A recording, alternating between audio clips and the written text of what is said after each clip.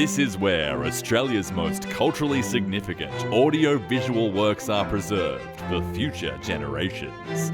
Our most treasured movies, news reports, music, video games. Wait, what? Video games?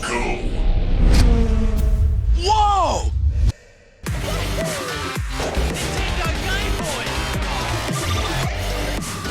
The average age of people playing games is 34. 46% of people playing games in Australia are female. Games is part of mainstream culture, and places like the National Film and Sound Archive have a responsibility to take the preservation of these important cultural artefacts seriously. It's almost a year since the National Film and Sound Archive announced it had started archiving Australian-made video games, with The Hobbit, LA Noire and mobile game Florence among the first 8 to be archived. The anniversary got us wondering, will this be an annual thing like NFSA's Sounds of Australia?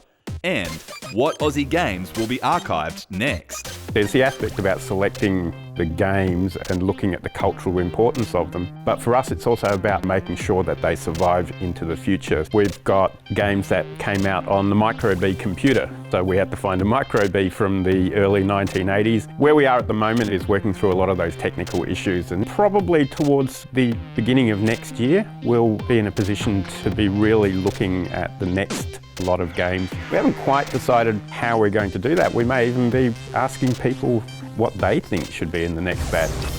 Well, Australia, what do you reckon?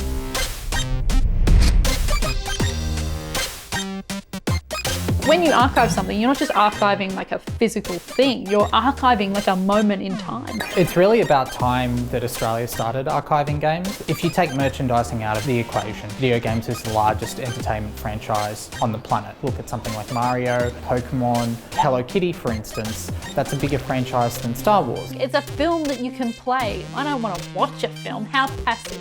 Boring. So, when it comes to the Australian video games we know and love, and the ones we maybe didn't know were Australian. Austin Powers Pinball. Mech Warrior, Super Nintendo version. Yeah, baby, yeah. What games should we save next in the hallowed halls of the National Film and Sound Archive? Alex, Ty the Tasmanian Tiger. G'day, mate. You've got this ochre, funny, kind of a piss-take platforming game about throwing a boomerang. To have something that sold millions of copies, that had the Dreamtime as a core element.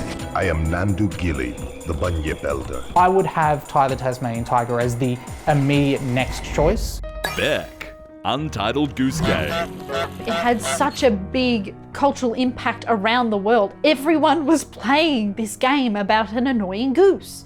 It is that Australian developer ingenuity and innovation where they go, well, this is a silly little idea, but let's give it a bloomin' go. That goose is a national treasure. I love you, goose. Alex, Crush, Kill and Destroy. The War of 2079 had no winners. It had a ochre sense of humour. One of the factions was a series of farming robots that had risen up because they were sick of being exploited. A very Aussie take on post-apocalyptic sci-fi strategy game. It was one of the few games from that 90s golden age to actually have elements that were identifiable as Australian. Bec, Void Bastards. Surprise, buttface! It's a roguelike game, and I think Void Bastards captures that Australian jokey black comedy, not only in the story, but in the gameplay itself. It feels very silly and fun. Do try not to die while action items remain unticked. It did make a big impact because it was released by Humble Bundle. That's a big deal. Alex, Mad Max Asylum. A game that never made it out of development and was kept under wraps until Kotaku Australia showed the world what it looked like in 2016. Back in 1990, there was a Mad Max game for the NES that did so poorly that George Miller never wanted to work with video games again. Despite this, Infogrames were completely convinced that they could get him and his team to pick up the phone and accept their project. Time to eat. Unfortunately, what happened is a meeting went really well and then Melbourne House never heard back. So if you were actually trying to archive the history of video games, you need to tell the other side of the story too, and that's the things that don't get made and why they don't get made. Bec, Aussie Rules Footy. Out of bounds, on the ball. You could finally play AFL on a console, and not only on a console, a Nintendo console. And it was only released in Australia. I would love to be back there when they were coding it and talk through their decision making of having, I think, a Canberra team and a Darwin team. I think it captures a moment in time. I can play this game and feel like I'm back at my friend Adrian's house playing his NES.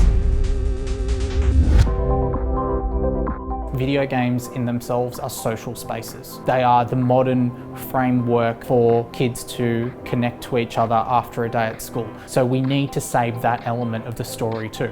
Australia has a very large development community and has been making a lot of incredibly good games for a very long time. It's important that we remember and honour the work that they've done. Well, what would you pick? Mine are ARL 96 and Super International Cricket. How's that? A quick shout now to our sponsor, FSW Shoes. They're a family-run business in the ACT and New South Wales. They've got a great website and they ship right around Australia. Just check out fswshoes.com.au. And we'll see you next Good Shout Friday.